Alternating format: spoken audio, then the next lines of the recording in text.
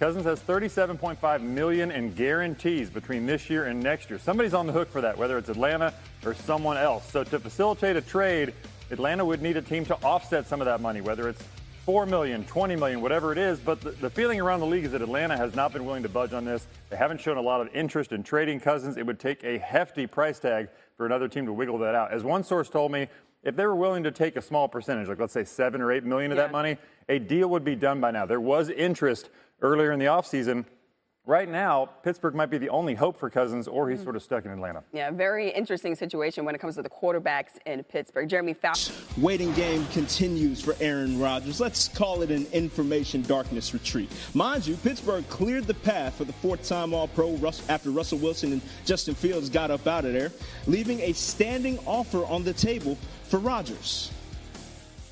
I'm banking on our senior NFL writer, Jeremy Fowler, to help us shed some light on this here situation. Now, Jeremy, what more can you tell us about where things stand between Aaron Rodgers and the Steelers currently? Yeah, well, people I've checked with the team say that they remain optimistic about Aaron Rodgers. They have had contact with Rodgers in recent weeks, but they don't have a hard and fast update. So they wish they had more clarity here, but this looks like systems go that he is plan A. They're going to wait this out. They know that he's had some family things or some personal issues that he has talked about in the Pat McAfee show that he has to work through.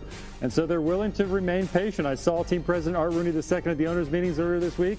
He said, we're going to wait, quote, a little while longer. So Rodgers plan A, Kirk Cousins could be a viable plan B. After making some calls today, I do believe he's been on their radar. If something were to fall through with Rodgers, certainly they could reconvene, call Atlanta, see if they could try to shake something out. But right now, Rodgers is the guy. Now, Art Rooney may be willing to wait, but that's not necessarily the case for Jalen Ramsey. He's probably waiting with a little bit more bated breath. Any updates on his situation and a potential trade there? Yeah, so I was told Miami has been in contact and in talks with several teams about Ramsey. So nothing imminent yet, in part because of that $24 million in guarantees that he is owed in 2025. The Dolphins haven't shown a willingness to pay a lot of that money. Neither do teams. Now, the LA Rams have been loosely involved here. You know, they won a Super Bowl with Ramsey. They're very familiar with the player. Nothing hard and fast, though, as far as a deal. NFC East could be one to watch. Dallas Cowboys, look, they made 3 trades this offseason, 4 players on rookie deals. Could they make a 4th trade on an NFL veteran who's on a bigger contract, certainly, but they need cornerback help? When I checked with somebody in Dallas, they said, look, it's possible we might not be done. It's slow right now, but, we could always be looking to add. Look, there is no question that the 3-time All-Pro corner who will turn 31 in October will certainly be an asset to anyone's roster. Jeremy Fowler with the latest. We appreciate it, bro. Back to the NFL, where number 1 overall pick Cam Ward has the inside track to start at quarterback for the Titans this season. Coach Brian Callahan already likes what he sees from Ward and OTA, saying, quote, it's the leadership ability and the way he's able to make those around him better, unquote. Now, Ward currently listed with the 2nd shortest odds at ESPN Bet Sportsbook to win the league's Offensive Rookie of the Year award. Vince Young was the last Titan to win the award back in 2006. Raiders running back Ashton Genty is currently the slight favorite.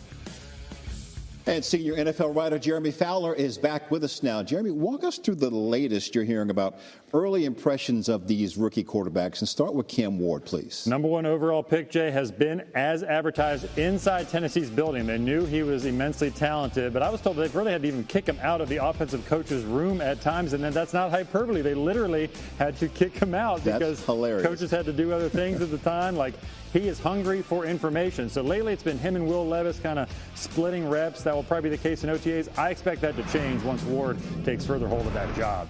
And you got Jackson Dart. So, look, this is a situation where the Giants hit it off with Dart. When you talk to coaches and people in that building, they are just thrilled with kind of not only his moxie, but the way he works in the building, the way he sort of has a good feeling of what Brian Daboll wants out of a quarterback. So it's only a matter of time when he plays. They have been highly impressed so far with him. Russell Wilson will be the guy, at least in the short term. Then it will be Dart. Then you got Tyler Shuck here. So I was told that he has been smart and accurate in the first 2 weeks of practices with the Saints. That is what stood out about him, and that's to be expected. A lot of experience in college. He's in his mid-20s, so they knew that coming in that he would really fit that mold, and he's got the arm strength. But Spencer Rattler's been making a little bit of a move here, too.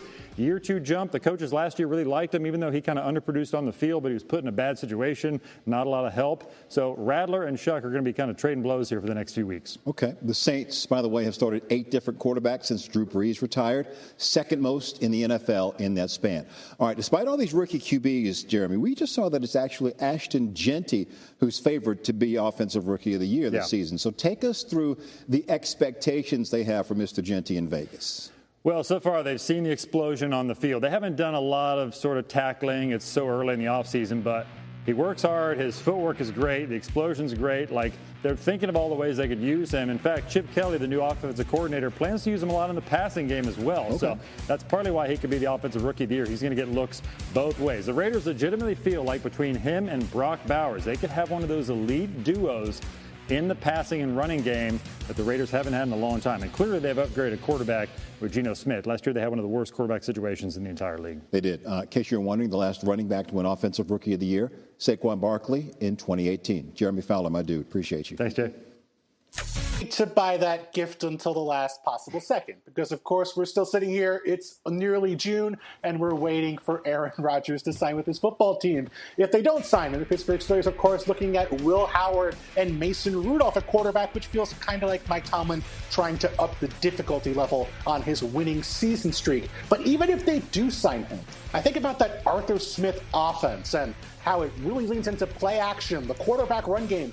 Those are not things Aaron Rodgers is going to be doing in his 40s here, even if he does sign with the Steelers. So, as you know, if you wait till the last second to get that gift, you don't get the best gift, but at least you get something. And the Steelers probably need something right now. That is true. You do at least get something. Of course, we're talking about Aaron Rodgers. So, Minnie, your thoughts on that superlative? I think Bill nailed it when he said when you wait a while to get a gift, it ends up being something your kid might not really want, but it's the only thing there at Target. No, I'm not speaking from experience because Aaron Rodgers was not a top quarterback by any metric last year. He was 32nd in air yards per attempt, 26th in QBR. The list goes on. We are obviously seeing decline in play. But I would also argue there's a double-sided aspect to this for Pittsburgh.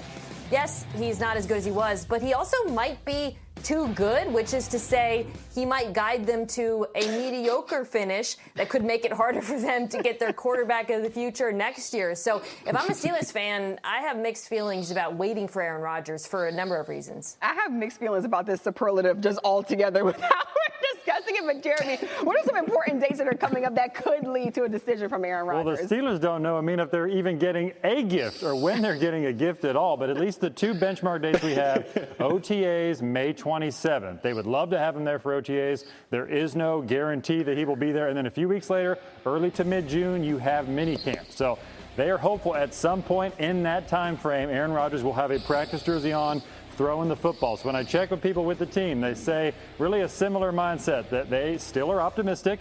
They remain optimistic.